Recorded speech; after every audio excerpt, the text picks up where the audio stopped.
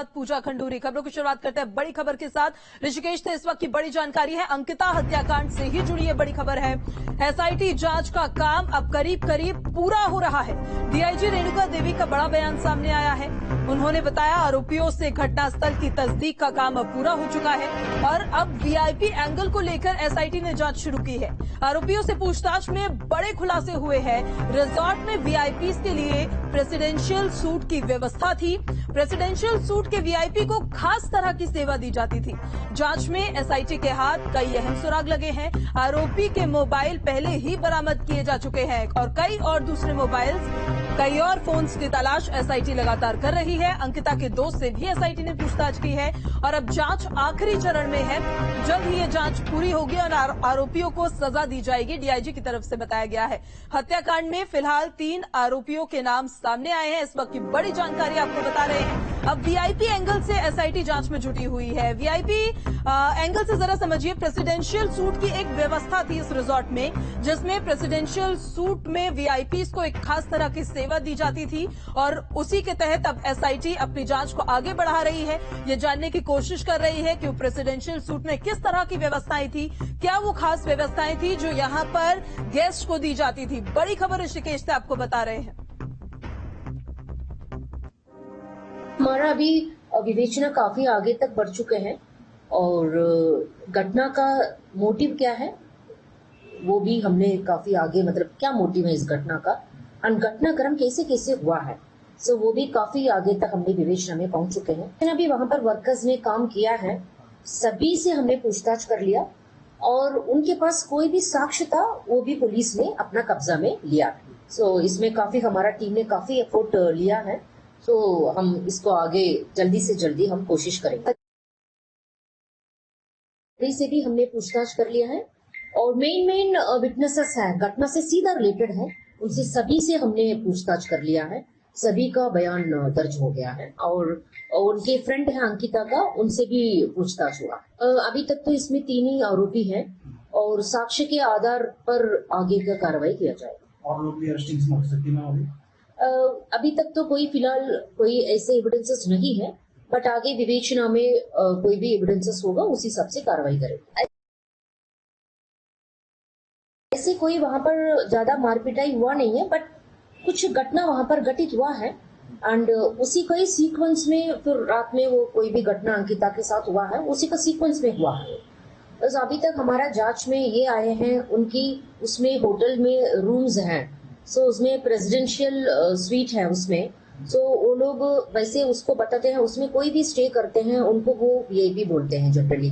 सो वो चीज हमारे अभी तक विवेचना में सामने आए हैं और आगे उसी एंगल पर भी हमारा विवेचना जा रहा है। काले गाड़ी के संबंध में कोई नहीं आए कोई भी। सो घटनाक्रम कहाँ हुआ है वो हमने भी हमारा साक्ष्य के आधार पर देखा है, यहाँ एक घटनाक्रम है। फिर अब हमने पुलिस कस्टडी रिमांड लिया है, तभी हमने सीन ऑफ क्राइम में उनको विजिट करवाया। सो घटनाक्रम कहाँ पहले से था, सो वहां पर ही मतलब घटना का घटित हुआ है वहां पर एंड उसके कुछ हमारा इलेक्ट्रॉनिक साक्ष्य हैं वो भी उसको सपोर्ट कर रहे हैं। कुछ मोबाइल्स हैं अक्यूज्ड का, वो पहले ही हमने बरामद कर लिया है और कुछ 1-2 मोबाइल्स हमें मिला नहीं है, सो उसमें भी हमारा विवेचना चल रहा है। और इस खबर पर ज्यादा जानकारी के साथ हमारे संवाददाता ऋषिकेश से अमित हमारे साथ सीधे कनेक्ट हो गए हैं। अमित, एसआईटी की जांच अब आखिरी चरण में है, पहले तो ये बताइए क्या क्या हो चुका है, क्या क्या होना बाकी है। इसी के साथ साथ जो प्रेसिडेंशियल सूट की बात सामने आ रही है, वीआईपीज को किस तरह की यहां पर सेवाएं दी जाती थी, जो बताया जा रहा है कि खास तरह की सेवाएं होती थी।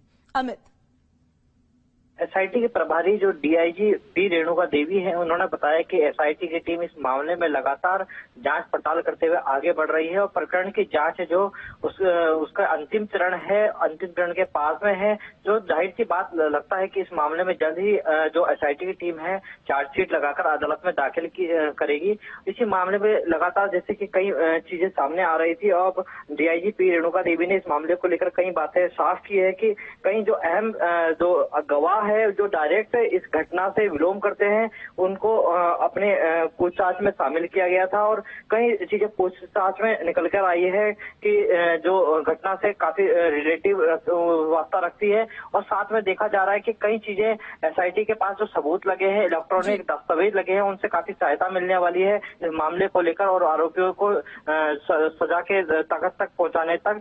और देखा जा रहा है कि जो डीआईजी पी रेणुका देवी उन्होंने कहा है कि जो लगातार मीडिया में और हर जगह चर्चा का विषय बना था वीआईपी रूम और वीआईपी गाड़ी, उसको लेकर भी पी रेणुका देवी ने साफ तौर पर बताया है कि एक रिजॉर्ट के अंदर वीआईपी रूम था जहां की वीआईपी गेस्ट को रूम दिया जाता था और सभी तरीके के वीआईपी ट्रीटमेंट वहां पर दिए जाते थे। अभी तक जो मामला है एसआईटी की टीम द्वारा पूरा तरीके से खोला नहीं गया है मीडिया के सामने, लेकिन ये बताया गया है कि रिजॉर्ट के अंदर एक वीआईपी रूम जरूर था। इसी मामले को लेकर लगातार नए नए खुलासे सामने आ रहे हैं, मीडिया के माध्यम से आ रहे हैं, अन्य गांव वालों के जो पूछताछ के माध्यम से आ रहे हैं। साथ में एसआईटी की टीम ने एक नई बात जो बताई है, इसमें पटवारी की भूमिका काफी संदिग्ध बताई जा रही थी और पटवारी से पूछताछ की गई है और पटवारी के द्वारा भी कई चीजें नई चीजें उगल कर आई है जिससे कि एसआईटी की टीम को काफी मदद मिलने वाली है। अमित, एक चीज और आपसे समझना चाह रहे थे, ये प्रेसिडेंशियल सूट की बात हो रही है जिस रात अंकिता की हत्या हुई थी, क्या उस रात या उस दिन भी उस प्रेसिडेंशियल सूट में कोई गेस्ट था? इससे भी जुड़ी कोई जानकारी है? फिलहाल एसआईटी की टीम ने खुले तौर पर कुछ नहीं बताया है कि किस तरीके से उस दिन था या नहीं था, लेकिन एसआईटी की टीम ने ये विश्वास जताया है कि उस रिजॉर्ट के अंदर एक वीआईपी कमरा था और वहां पर हर तीसरे चौथे दिन कोई ना कोई वीआईपी गेस्ट आया करता था जिनको की वीआईपी सेवाएं दी जाती थी, वीआईपी तरीके से रिजॉर्ट की सेवाएं दी जाती थी। लेकिन अभी तक इस चीज का खुलासा नहीं हुआ कि किस तरीके की वहाँ वीआईपी सेवाओं में किस तरीके की सर्विस शामिल थी। और जो लगातार जो अभी बात सामने आई है कि एसआईटी टीम को 1-2 मोबाइल मिले हैं जिनकी तलाश हो गई। जो आरोपी पुलकित का मोबाइल भी एसआईटी के कब्जे में है, साथ में अन्य जो साक्ष्य है वो भी लगातार जुटाने का प्रयास किया जा रहा है। ठीक है, तो ये जांच अब अंतिम चरण में पहुंच गई है और बहुत जल्द ही अंकिता के आरोपियों को सजा मिलेगी, यही उम्मीद पूरा उत्तराखंड, पूरा देश आज कर रहा है। बहुत शुक्रिया अमित आपका तमाम जानकारी के लिए। और हल्द्वानी से बड़ी खबर है, अंकिता हत्याकांड में मंत्री रेखा आर्या का बड़ा बयान सामने आया। पूरे मामले को लेकर अब एक्शन में सरकार लगातार नजर आ रही है। रेखा आर्या की तरफ से कहा गया है आरोपियों के खिलाफ कड़ी से कड़ी कार्रवाई होगी, कोई भी आरोपी होगा तो उसे बख्शा नहीं जाएगा। इस वक्त की बड़ी जानकारी आपको बता रहे हैं, रेखा आर्या की तरफ से बयान सामने आया है। उन्होंने कहा है कि आरोपियों के खिलाफ कड़ी से कड़ी कार्रवाई की जाएगी और जिस तरह से अंकिता हत्याकांड को लेकर रेखा आर्या ने जो बयान दिया है उसमें उन्होंने कहा है कि सरकार पूरे मामले में लगातार एक्शन मोड पर है। अंकिता के आरोपियों को जल्द से जल्द सजा दी जाएगी। उत्तराखंड में माहौल गर्म है, लोगों में आक्रोश है, उम्मीद और मांग सिर्फ ये कि जल्द से जल्द अंकिता के हत्यारों को सजा मिले। माननीय मुख्यमंत्री जी ने जिस प्रकार से पूरी सरकार ने अंकिता भंडारी के मामले में जितनी भी समय जो चीजें जनभावनाओं के अनुकूल भी और जो चीजें संवैधानिक प्रक्रिया के तहत भी हो सकती है वो सारे निर्णय लिए हैं। ईटी के गठन से लेकर और फास्ट ट्रैक कोर्ट के लिए आग्रह करने से लेकर और परिवार को आर्थिक मदद करने से लेकर सभी चीजें जो हैं वो की जा रही हैं। एसआईटी गंभीरता के साथ में सब मामलों को देख रहा है। यह कोशिश है, जबकि अपराधियों को बहुत जल्दी मैं समझती हूँ कि पुलिस प्रशासन ने जो है जेल के सलाखों के पीछे भेजने का काम किया है, लेकिन एसआईटी इसी बात से बनाएगी कि एक भी व्यक्ति जो किसी भी प्रकार से अंकिता के मामले में उसकी लापरवाही देखी जा रही है वह बख्शा ना जाए। तो पाताल लोक में भी ढूंढने का काम जो है वह एसआईटी को दिया गया है, जिसका नेतृत्व स्वयं में एक डीआईजी है और एक महिला है। तो मैं मानती हूँ इसी से गंभीरता पता चलती है। और अंकिता हत्याकांड पर प्रदेश भर में सियासत तेज है। प्रदेश भर में सियासत लगातार जारी है और उत्तराखंड बंद का मिला जुला असर देखने को मिला है। आरोपियों को फांसी की सजा की मांग को लेकर प्रदेश भर में आज प्रदर्शन हुआ है। बड़ी खबर आपको बता रहे हैं, आज प्रदेश भर में प्रदर्शन हुआ। मांग ये की जा रही थी कि आरोपियों को जल्द से जल्द कड़ी से कड़ी सजा दी जाए। अंकिता के हत्यारों को फांसी की सजा की मांग को लेकर धरना प्रदर्शन का दौर लगातार जारी रहा। यूकेडी की तरफ से आज प्रदेश बंद का आह्वान किया गया था। प्रदेश भर में इसका मिला जुला असर देखने को मिला। अंकिता हत्याकांड को लेकर प्रदेश भर में सियासत जोरों पर है। अंकिता को इंसाफ और आरोपियों को फांसी की सजा की मांग को लेकर पूरे प्रदेश में धरना प्रदर्शन जारी है। ये 5 तस्वीरें हैं श्रीनगर, देहरादून, रुद्रप्रयाग, हल्द्वानी और विकास नगर की, जहां यूकेडी और कई सामाजिक संगठनों की तरफ से उत्तराखंड बंद का आह्वान किया गया था, जिसको लेकर लोगों ने सड़क पर उतरकर जमकर प्रदर्शन किया। सबसे पहले बात करते हैं श्रीनगर गढ़वाल की, जहां अंकिता हत्याकांड के विरोध में स्टूडेंट, स्थानीय लोग सड़कों पर उतरकर दुकानें बंद कराने लगे। लोगों ने रैली निकालकर घटना का विरोध जताया। देखिए, इस प्रदेश के भीतर अंकिता के लिए जो भी लोग न्याय की मांग कर रहे हैं, उन्होंने ही इस पूरे प्रदेश बंद का कॉल दिया है। और आज श्रीनगर के भीतर भी 97% तक 97% दुकानें बंद रही हैं। वहीं राजधानी देहरादून में यूकेडी के प्रदेश बंद का मिला जुला असर देखने को मिला। बंद में यूकेडी के साथ राज्य आंदोलनकारी भी शामिल हुए और पूरे मामले की सीबीआई जांच की मांग की। उधर रुद्रप्रयाग में भी लोग अंकिता के लिए इंसाफ की मांग करते दिखे। केदारनाथ यात्रा पड़ाव मार्ग पर बंद का थोड़ा असर देखने को मिला। तीर्थ यात्री ने भी आरोपियों के खिलाफ कड़ी कार्रवाई की मांग की। जो अंकिता भंडारी जी थी, उनके साथ हुआ जो जघन्य अपराधियों द्वारा किया गया है, उस संबंध में उनके विरोध में उनको फांसी के तख्ते तक पहुंचाने की हमारी मांग है। रुद्रप्रयाग के साथ हल्द्वानी में भी ऐसा ही नजारा देखने को मिला। सुबह से ही उत्तराखंड क्रांति दल और देवभूमि व्यापार मंडल के पदाधिकारी व्यापारियों से बाजार बंद करने का आह्वान करते दिखे, लेकिन बंद का कोई असर नहीं दिखाई दिया। इस बीच सुरक्षा व्यवस्था को लेकर पुलिस प्रशासन भी सतर्क दिखा। पूरे व्यापारी लोगों ने साथ दिया है, पूरे बाजार बंद है। हम लोग सब लोग हाथ जोड़कर कर रहे हैं। विभिन्न संगठन के लोग, सामाजिक संगठन लोग, व्यापारी हमारे साथ है। कोई सब लोगों का साथ है और पूरा बाजार बंद हो रहा है। सब लोग कोऑपरेट कर रहे हैं। क्या मांग कर रहे हैं? हमारी मांग यही है कि अंकिता के हत्यारों को फांसी दो और जो वीआईपी लोग हैं उनका नाम पर्दाफाश हो। इस बीच विकास नगर में उत्तराखंड बंद बेअसर रहा। त्योहारों को देखते हुए व्यापारियों ने बाजार खुले रखे। उधर शहीद स्मारक कोतवाली रोड पर पहुंचकर लोगों ने अंकिता हत्याकांड के दोषियों के खिलाफ कठोर कार्रवाई करने की मांग की है। फिलहाल सीएम धामी के निर्देश पर पूरे मामले की जांच जारी है। एसआईटी साइबर सेल के साथ पुलिस प्रशासन एक्शन में है। पुलिस कस्टडी में लेकर आरोपियों से पूछताछ कर रही है। ऐसे में जल्द ही अंकिता हत्याकांड का खुलासा होने के साथ ही उनके परिजनों को न्याय मिल सकेगा।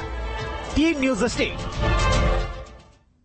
तो अंकिता हत्याकांड का विरोध लगातार बढ़ता जा रहा है। हालांकि पुलिस ने आरोपियों को गिरफ्तार कर लिया है, लेकिन आरोपियों को फांसी देने की मांग लगातार हो रही है। अंकिता हत्याकांड के विरोध में आज उत्तराखंड में बंद का ऐलान किया गया था, जिसका मिला जुला असर देखने को भी मिला था। वहीं बीजेपी विधायक खजान दास का ये मानना है कि सरकार बड़ी ही संजीदगी के साथ इस मामले को देख रही है और सीएम धामी लगातार इस पर निगरानी रखे हुए हैं। उन्होंने कहा है कि विपक्ष का काम सिर्फ आरोप लगाना है।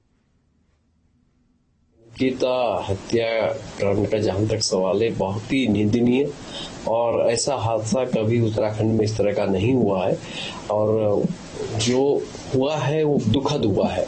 ऐसे लोगों को छोड़ना नहीं चाहिए, ऐसे लोगों को सरेआम फांसी पे लटकाना चाहिए ताकि एक नजीर बने। तो मुझे लगता है कि जहां तक माननीय मुख्यमंत्री जी ने जो अभी तक कदम उठाया है वो सराहनीय कदम है। तो उत्तराखंड में लगातार अंकिता के आरोपियों को फांसी देने की मांग की जा रही है और सरकार की तरफ से लगातार एक्शन भी नजर आ रहा है। हालांकि एसआईटी की जांच आखिरी चरण में पहुंच चुकी है।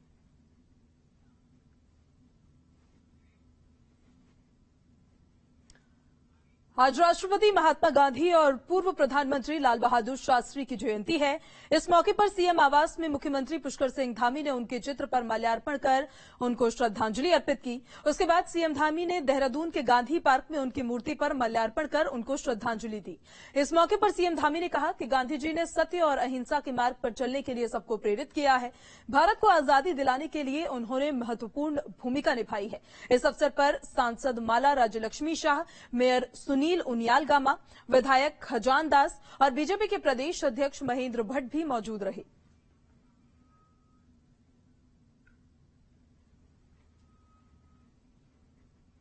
तो ये दो तस्वीरें हम आपको दिखा रहे हैं। पहले सीएम पुष्कर सिंह धामी ने अपने आवास पर बापू और लाल बहादुर शास्त्री को पुष्प अर्पित किया है। दूसरी तस्वीर आप देख रहे हैं जहां पर महात्मा गांधी की प्रतिमा पर माल्यार्पण करते हुए सीएम धामी नजर आए हैं। गांधी पार्क की ये तस्वीरें जो हम आपको दिखा रहे हैं।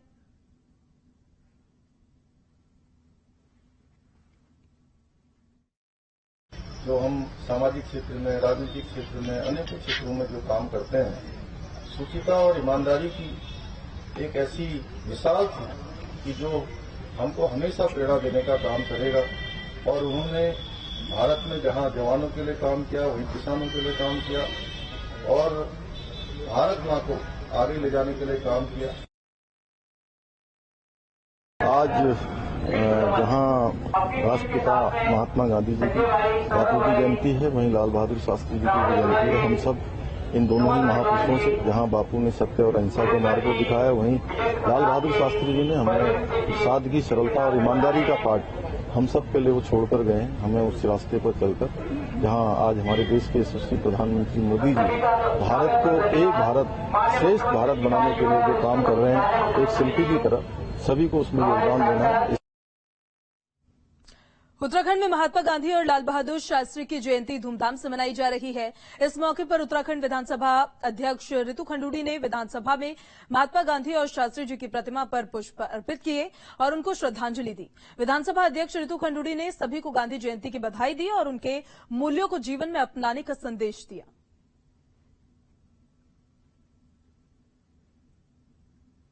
पर हम लोगों ने याद किया, रामधुन का कार्यक्रम हुआ, पूरे विधानसभा के जितने हमारे एम्प्लॉइज हैं और हमने मिलकर आज यहाँ पर एक छोटा सा कार्यक्रम किया, जहाँ पर हमने दोनों ही लाल बहादुर शास्त्री जी को और महात्मा गांधी जी को प्रणाम किया, नमन किया और रामधुन सुनी। गांधी जयंती के मौके पर उत्तराखंड के लोग रामपुर तिराहा कांड के शहीदों को भी याद कर रहे हैं। एक सामाजिक संगठन ने रामपुर तिराहे कांड में शामिल हुए आंदोलनकारियों को श्रद्धांजलि देने के लिए साइकिल यात्रा निकाली है। यह साइकिल यात्रा देहरादून से मुजफ्फरनगर के रामपुर तिराहे तक निकाली गई है। 130 किलोमीटर की इस यात्रा में 40 साइकिलिस्ट शामिल हुए हैं।